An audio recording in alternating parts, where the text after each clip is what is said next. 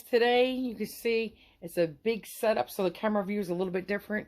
I'm going to go in, because we're making 3 meals in one. The gravy part, I'm using 1 can of Cento whole tomatoes, Salmazzano tomatoes. I'm going to break them by hand. I have a can of Tutto Russo crushed tomatoes. 1 can, a 6-ounce can of tomato paste. I'm going to be using basil.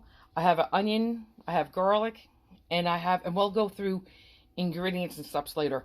And I'm going to be making a pancetta gravy. I have 12 ounces of pancetta. Pancetta is a form of bacon. It's an Italian bacon. Really, the difference between the two is the way they were cured. This is salt cured, and bacon is smoke cured. And sometimes I think they put it in a brine. And if you wanted to, you could substitute bacon for the pancetta. If you can't find pancetta, that's fine. Use bacon. But I suggest you boil your bacon for about 2 to 3 minutes in boiling water to take some of that smoky flavor away. So that's going to be for the gravy. So I said onion, basil, my tomatoes, my tomato paste, pancetta today, and garlic for the tomato gravy, which is tomato sauce. Okay, guys, for our tomato gravy, I made meatballs, and I have a separate recipe for that, but this is the drippings from the meatballs, and I'm going to fry my onions in this. Well, not fry, saute them until they're soft. Guys, usually when I do this is a quick marinara. I just do chop the onions and garlic, with your basil and salt and pepper and, tons of garlic and stuff like that. But today I'm doing a special gravy for my stuffed shells, and I'm going to be using pancetta. Again, pancetta and bacon are very similar. You could substitute, if you don't have pancetta, that's fine. You could use bacon. Just boil the bacon in some water for about 2 to 3 minutes to get some of that smoky flavor off. Pancetta is like an Italian bacon, and that is salt cured, where your bacon is more of it's a smoked cured. And I believe they put it in a brine, but pancetta comes from the belly, and so does bacon of the pig.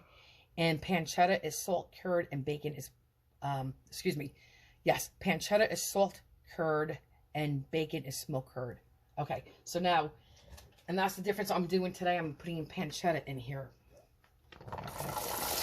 This is onion. This is all for my tomato sauce, tomato gravy for the marinara. And if you were just doing this typically for, a quick gravy, and this is not my Sunday gravy, like I said, you would not be putting pancetta in today. And you can put fresh hot pepper flakes in here. So now I'm going to put salt and pepper in here. Okay, guys, with pepper, black pepper. And guys, you know what? I'm doing meatballs today. If you wanted to have that beef flavor, and you didn't have any meat, that's okay. You know what you do? Open up a little beef stock, a little beef broth, and you could add that to your tomato gravy, tomato sauce, and that will give you some of that beefy flavor. If you're a vegetarian and you want that sausage flavor, and obviously you can't eat meat, take fennel seeds, ground. You could ground them up, throw that in your tomato sauce, and then you have that sausage flavor from the fennel without meat, and that's really vegetarians like that too. Okay, so we're going to cook this, and we're going to just saute it. I'm adding a little red wine with my tomato paste. I could add the pancetta in here and cook it together. I'm not. I'm going to cook this first with the garlic, dump it in another bowl, and just do the pancetta separate. I don't want these brown or fried. It may look like they're brown onions or fried. It's not. It's because I use the meatball drippings with all the yum-yums, and that was a dark oil. These are still hard. They're not soft or translucent. But when you do yours at home, definitely you do not want to fry them or brown them. You just want them soft and translucent. That is it. And again, looks are being deceiving right now, and I apologize for that. I don't think you can really see, but I thought that one fell off. That onion there, you can see it's still hard. I mean, these onions, I promise you, are they look like, honestly, they look like they're fried onions. But they're not, because of the color of that meatball. Like I said, the drippings from the meatballs. I promise you, these are not. So I'm going to add my garlic now. Even though I can see, these need another couple of minutes. I'm going to wait like maybe another 2 minutes, and then I'm going to add it. Guys, you put in as many cloves as you want. You could use 2 cloves. I have probably about 10 cloves of garlic in here. Okay. And I think I'm using 56 ounces of tomatoes, which are two 28-ounce cans. I'm going to probably put a little olive oil in here. Okay, I'm going to put some salt on this too. And you don't want your garlic to burn, because if it gets bitter, dump it, because you will ruin your food. It has a horrible flavor, burnt garlic. It's very bitter and it's not good, I promise. I'm just using some pan drippings from the meatballs and that's cheese. That's what I'm going to do. Okay. I'm going to put a little salt on.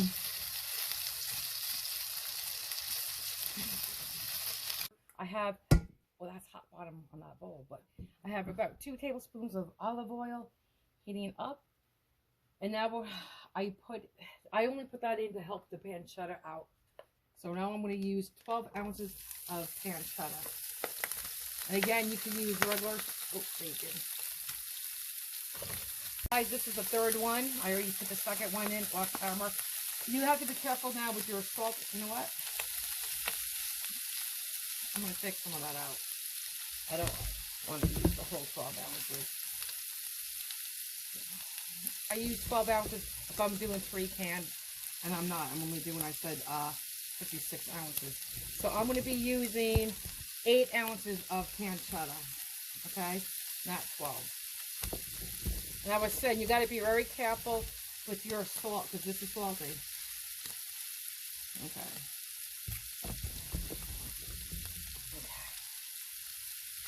There you go. That's good. And this is going to cook up like bacon, guys. It's going to get nice and crispy. Okay. I just wanted to say, obviously when I make my tomato gravy, my tomato sauce without the pancetta, even when I make my meat gravy, I always saute my onions first, then my garlic, then I'll throw in my tomato paste with a little red wine and cook it down together, because I want some of the wine to cook off, and I want the tomato paste to cook down as well and get some of that bitterness out that I think comes from the canned tomato like that. It just helps sweeten it up a little bit, your tomato paste. Today, I'm going to do it opposite. I'm going to throw my tomato paste in with the pancetta, since it's already in here, and then I'll throw my wine in here, and then I'll add my onions and my garlic back into this pan. Okay? And again, when you make your marinara sauce, you're not going to be normally making it with pancetta. You're going to be just doing it with the onions and garlic. So, I want to be clear about that. Okay. Guys, I took off some of the grease. See how nicely this got? Like bacon. Look at that, guys. Just like bacon. Yeah. Now we're going to add the tomato paste in here. Okay. And this is a 6-ounce can. And this helps flavor, give you flavor, that tomato flavor, and it helps thicken your tomato sauce. Okay, depending on how many cans you use, it depends on how much tomato paste you're going to need. So let's give that a quick push around the pan. Okay. Just like this. Now I'm going to let this cook for like a minute to 2 minutes, and then I'm going to add that wine, guys. Okay. So you could use a little white wine or red burgundy. I'm using a little burgundy wine. That's what I have. Hold on. Couple of tablespoons, guys. That's it. And then we're going to stir that around. I don't want my wine to fall over. And then put that cork on too again. Just like this. For like at least a minute or two more. If you don't like wine at all, or a family member doesn't like it, you don't have to put the wine in whatsoever. Okay, guys, now we're going to add the garlic and onions back to this. Okay. And I'm going to stir it. I lowered my temperature a little bit because of my onions. I don't want them any darker. And again, when you do yours at home, you don't want yours going to be nice and pale and translucent. And even if you use your meatball drippings, that's fine. You can tell when they're translucent and, you know, when they're going to get darker. So now I'm going to add the tomatoes.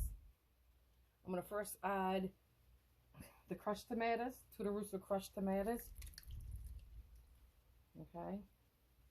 And at this point, I'm going to use a little water.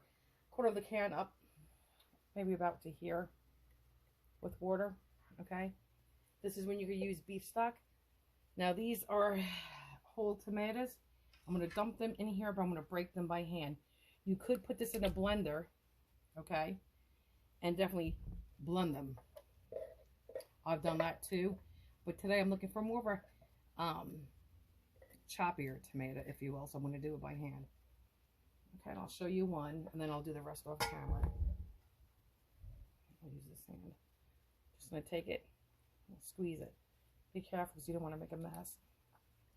And that's it. That's a big one. Okay, you just pick it up, squeeze them. If you wanted to, guys, okay, and clean hands for sure. If you wanted to, you could use a potato masher. And you could mash these and break them up that way. That works too. Okay, so this is it. Let me say right now, I never, ever, ever, ever, ever put sugar in my tomatoes, no matter what. It did my family. Okay, never, ever put sugar. You could put carrots in, like when you make a bolognese, you'll be putting shredded carrots in there. The carrots are sweet, and they will sweeten your gravy. And actually, if you put too much salt in, you could always put a potato in there, peeled potato. I know wine can help sweeten it. Grape jelly, believe it or not, can help sweeten it. But I'll tell you what, you'll never find me or a family member putting it sugar in their gravy. But I mean, if you have to and you do, that's fine. People do it all the time. Okay, so let me go get the water. Guys, at this point, you can definitely add crushed red pepper flakes to this. Okay. My mother, when she adds salt, she uses a tablespoon of salt, like when you eat it off, almost filled to the top of salt. I do not. I use about a teaspoon per 28-ounce can of tomatoes. And I will taste it. Sometimes I have to add more, depending on what brand tomatoes I use. Some are just naturally sweeter. Some need more salt, some don't. But you gotta taste it. Okay, so I'm gonna be putting like roughly 2 teaspoons in. I'm just doing it in my hand. Okay. And now comes the basil. And I leave my basil whole. Some people chop it, and some people put it in at the end. I do not. When I do my Sunday gravy with all that meat, that cooks like 4 hours. This can cook an hour to 2 hours. The longer you cook it, the better it is. Some people only do it for a half hour. Get a couple more basil leaves, guys. Sorry. Okay. Now let's give it a stir. Oh, and I didn't add my water. I'm going to do that too.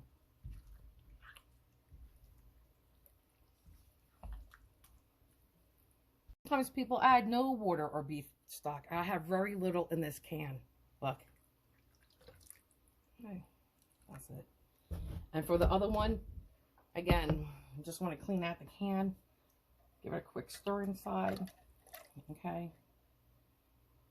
Again, I don't even know if I'm going to use all of that. I'm going to stop right there and stir it.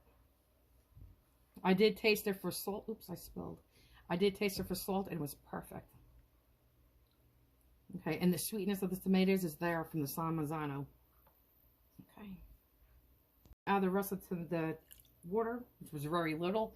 And again, as this cooks, it's going to get thicker. Okay. And now I'm going to add my meatballs I made earlier to this pot. And if you're watching this recipe just as the tomato gravy, tomato sauce recipe, I'll be posting the meatballs recipe right underneath this in descriptions. I already started to add the meatballs, so let me do it in front of a couple in front of you. Brown is your friend. You need them really browned, okay, not half brown, but totally brown. Okay, so I'm going to do this, put the rest in, and I will be back. Okay, guys, my meatballs are nice and submerged. They're swimming in a bath of tomato gravy. I'm going to take all this juices and stick them right into my gravy. This is yummy, including those little food particles, like the meatball particles that I cooked in. That's good.